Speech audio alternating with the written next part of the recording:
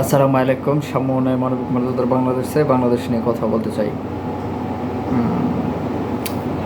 ছাত্রদের যে গণঅভ্যুত্থানের নেতৃত্বদানকারী ছাত্র বৈষম্য বিরোধী ছাত্র আন্দোলন নাগরিক কমিটি, তাদের সম্মিলিত একটা রাজনৈতিক দল আসতে যাচ্ছে। সম্প্রতি শোনা যাচ্ছে যে ফেব্রুয়ারি 24 অথবা 25 তারিখে তারা দল ঘোষণা করবে। দেখা যাক তাদের দলটা আসলে কেমন হতে যাচ্ছে।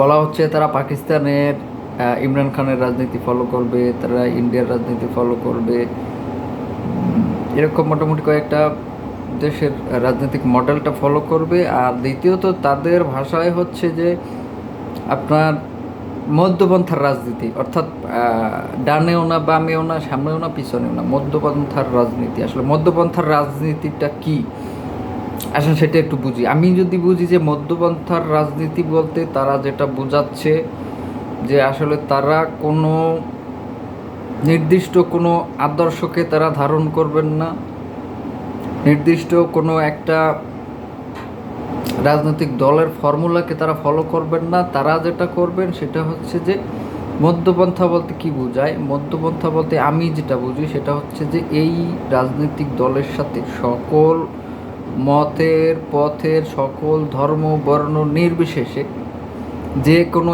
স্তরের মানুষ, আপনার শ্রমিক, কিশোর, কৃষক, তারপরে হচ্ছে দিনমজুর এবং একেবারে শিল্পপতি, সর্বোচ্চ লেভেল থেকে সর্বনিম্ন একেবারে লেভেল পর্যন্ত যারা যারা আছেন, যে কেউ এসে এই দলের সাথে যুক্ত হতে পারবেন এবং এই দলের হয়ে রাজনীতি করতে পারবেন।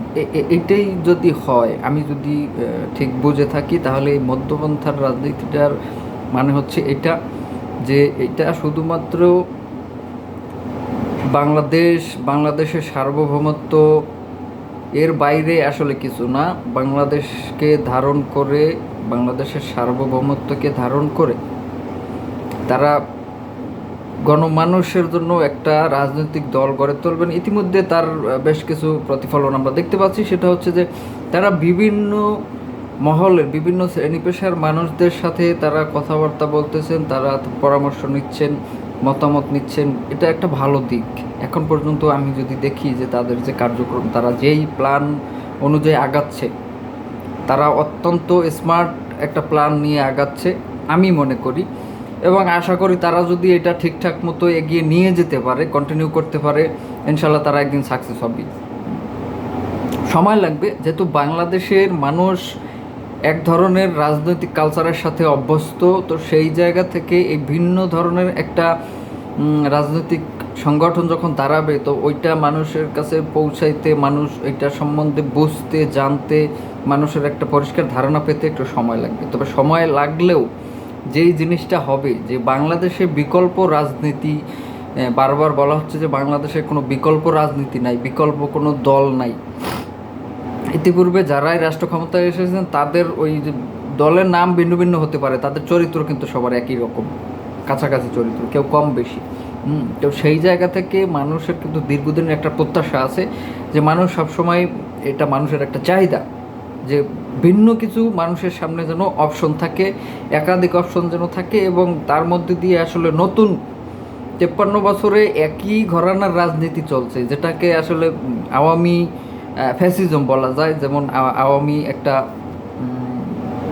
বলতে, ওটাকে যদি আমি এইভাবে বলি যে একটা আওয়ামী মডেল রাজনীতি যারাই করতেছে প্রত্যেকের মধ্যে একটা আওয়ামী মডেল আছে।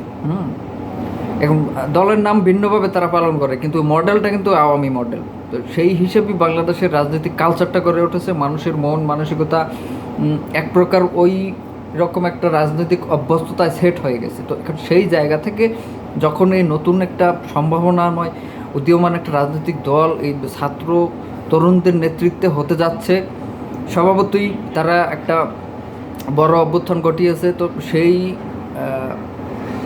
প্রেক্ষাপট থেকেই তারা আসলে রাজনীতিতে আসতে চাচ্ছে, এবং মানুষের যে আকাঙ্ক্ষা, এই জুলাই অভ্যুত্থানের মানুষের যেই চাওয়া পাওয়া যে আকাঙ্ক্ষাটা ছিল, সেই আকাঙ্ক্ষাকে তারা ধারণ করতে চেষ্টা করতেছে। তারা জনগণের পালস বলেন, তারা তরুণদের পালস বলেন, বিশেষ করে এই বর্তমান বাংলাদেশের প্রেক্ষাপটে তরুণদের একটা বিশাল অংশ, যেটা ধরেন যে আপনার 16-17 বছর থেকে আপনার 30-35 বছর পর্যন্ত, 40 বছর পর্যন্ত এই সমস্ত তরুণদের অংশটা কিন্তু ব্যাপক।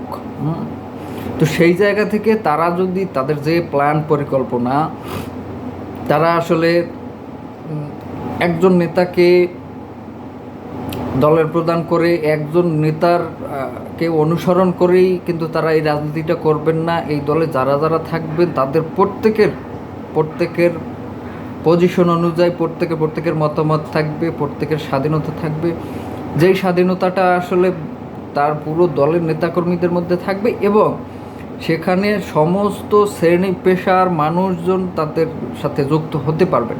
এটা একটা ভালো জিনিস। কিন্তু তাহলে এখানে দেখা গেছে যে পরিবারতান্ত্রিক যে রাজনীতি, সেই রাজনীতিটা এখানে থাকতেছে না, আপাতত থাকতেছে না। পরে কি হবে সেটা তো জানি না, তবে ভবিষ্যতে অন্তত 10-20 বছরে এই যে পরিবারতান্ত্রিক যে রাজনীতির ব্যবস্থাটা, সেই ব্যবস্থাটা অন্তত এই দলের মধ্যে আপনারা দেখবেন না আশা করি। তো সেই দিকটা আমার কাছে ভালো মনে হয়েছে। এখন আপনারা কেন এই ছাত্রদেরকে আসলে সমর্থন করবেন কিংবা সহযোগিতা করবেন? আমি মনে করি এই ছাত্রদেরকে সমর্থন সহযোগিতা দুটোই করা উচিত। এই ছাত্ররা যেটা করে দেখিয়েছে, শুধু এইবার না, এর আগে যতটা এর বড় ধরনের অভ্যুত্থান ঘটেছে, সেই 69 থেকে 2024 পর্যন্ত সবটার নেতৃত্বে কিন্তু ছাত্ররা ছিল, ছাত্ররাই এগিয়ে আসছে, এবং ছাত্রদের নেতৃত্বে কিন্তু এই সমস্ত অভ্যুত্থানগুলো ঘটেছে। তো সেই জায়গা থেকে আমরা যদি বিবেচনা করি যে এই ছাত্রদেরকে আসলে সুযোগ দেওয়া উচিত। এই ছাত্ররা একটা বর্তমান বিশ্ব বাস্তবতার প্রেক্ষিতে এরা অত্যন্ত ম্যাচিউরড, এবং এরা একটা আধুনিক রাষ্ট্র ব্যবস্থার যে প্ল্যান পরিকল্পনা, সেটা নিয়েই কিন্তু তারা সামনে আগাচ্ছে। তো সেই হিসাবে আমি মনে করি যে আমরা যদি রাজনীতির একটা বিকল্প চাই, তাহলে এই ছাত্রদেরকে নির্দ্বিধায় সমর্থন করা উচিত এবং ছাত্রদের পাশে দাঁড়ানো উচিত। ছাত্রদের এই রাজনৈতিক দল গঠনে তাদেরকে সাহায্য করা উচিত বলে আমি মনে করি। ধন্যবাদ সবাইকে, ভালো থাকবেন, সুস্থ থাকবেন।